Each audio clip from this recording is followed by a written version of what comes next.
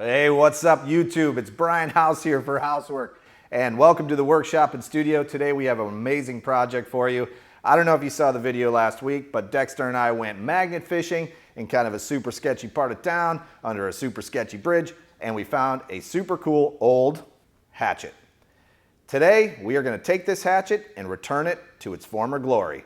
Right here on Housework. Stay with us.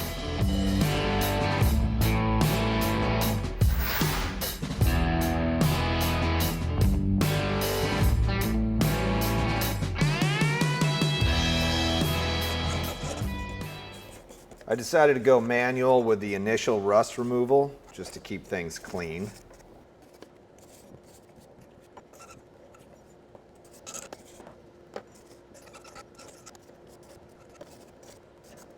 Here I'm removing the remainder of the leather and plastic handle.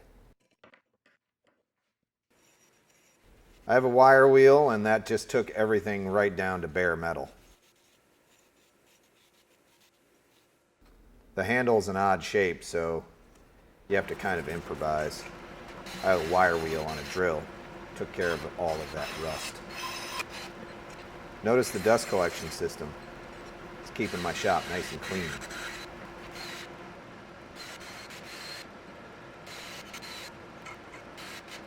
So as you can see, there's some pretty significant pitting in the metal. This thing must have been sitting in the water for a pretty long time. I'd say they go down about 2 to 3 millimeters, so we're gonna have to take off quite a bit of metal to make this thing look good. There are some numbers stamped in the handle, 6791 and E24A. And a quick Google search returns that this is, in fact, a Estwing camp hatchet, and it was manufactured in my hometown of Rockford, Illinois, which is actually pretty cool and pretty serendipitous. All right, let's keep going.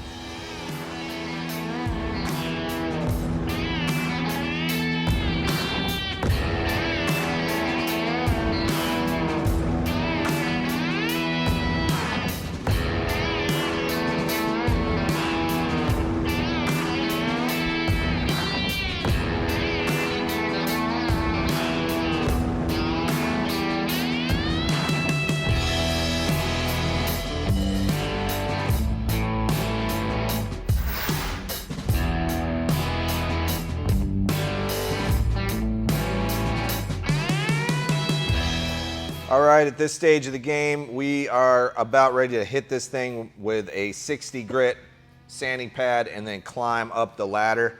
I'm gonna use my Porter Cable Model 7346, the 6-inch random orbital sander, and I like this one because it's variable speed.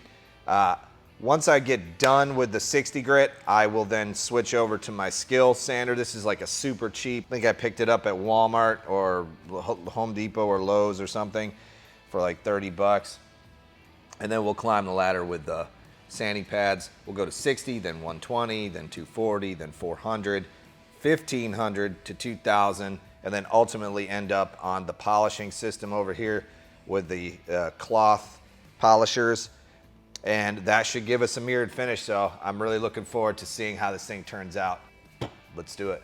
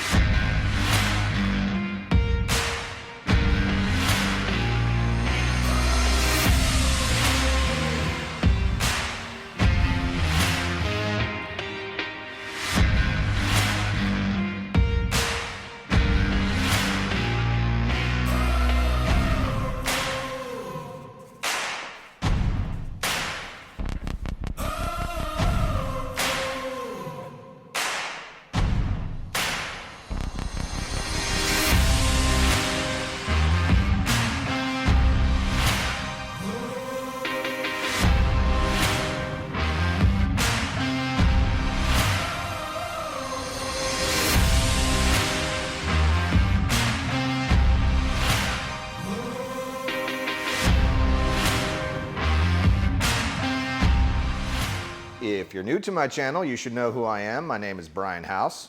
How you doing? I'm an entrepreneur, I'm an adventurer, I'm a project and DIY guy, and it would be awesome if you could subscribe to my channel. And as always, if you see anything in my workshop or studio that you'd like to know more about, there are links down in the description where you can click through to Amazon. It doesn't cost you anything, and it actually helps support my channel, so that would be greatly appreciated. All right, now it's time for the big reveal. Let's do it.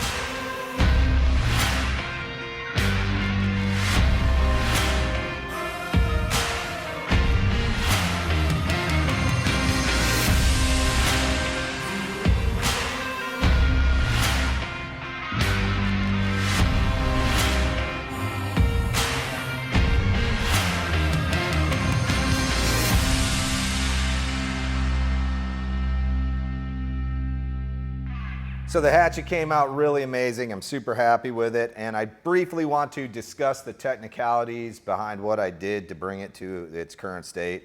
You saw me doing a lot of grinding, and I used a flap disc for a majority of that. The flap discs I buy on Amazon. These are by Nico Tools. I'll put a link down in the description so you can find them on your own. This particular one is a 11108A, and it is aluminum oxide for steel. Doesn't really give a grit, so I can't, oh no, it does, 80 grit. This is an 80 grit. And then once I got past that, that took out a majority of the major pitting, okay? I got all of that out with this. I did eventually go over to a 60 grit regular standard grinding wheel because I just could not get some of these pits out. I feel like that was a mistake. I should have been more patient and just use the flap disc instead. But you know, you live and learn, right? So after that, once you get to from 60 to 80 grit with the sanding pad, I then took on with a random orbital sander and climbed the ladder. You know, you saw me do from, 60 to 80 to 120, whatever it was, all the way up to 2000 grit. And that gave us a really nice finish. One of the things I do want to mention though is like while you're doing that and you're in the middle of those grits and you're in the middle of climbing the ladder, you're going to see some of those deep gouges come back. You're going to see some scratching. If you really want this thing to be perfect, go back to 60 grit, start over, and then climb your way up. Work your way back up because those big deep gouges and scratches will never come out. When you get above 100 grit, they're going to stick around. So keep that in mind. Also wanted to briefly discuss the handle. This is just standard plywood, by the way. It is not anything special. Birch plywood I got at Home Depot. It was actually a scrap piece of plywood that I had laying around. Glued them all together. Obviously you saw how I drilled the holes through and made that work. And then the finish was just fire and tung oil. So to get this nice finish, I brought it up to, I think my final sanding grit on this was 1500 grit, and it's really soft. I mean, it almost feels like leather. And the design element of it is I wanted it to kind of look like the old strapping, the old leather strapping that they used back when Estwing was making these. In fact, I went over to a Home Depot today, and I was walking through the tool aisle, and they still sell this exact hatchet for 35 bucks, which I thought was super interesting. So fire and tung oil. And when you do the fire bit, if you decide you want to try that, just, maybe take a scrap piece and do some experimentation so you're not using it, trying it out and experimenting on your actual piece. You'd be surprised at how quickly the wood will darken with the torch. One thing I did leave behind was some of the pitting from when it was left in the canal. I felt like it was a nice juxtaposition against the shininess of the blade. It also tells a little bit of the story of this hatchet, being left in the water and all for all that time. So that's pretty much it, guys. If you did enjoy this video, I would appreciate it if you could hit that like button. And if you're not already a subscriber, I would really appreciate it if you could subscribe.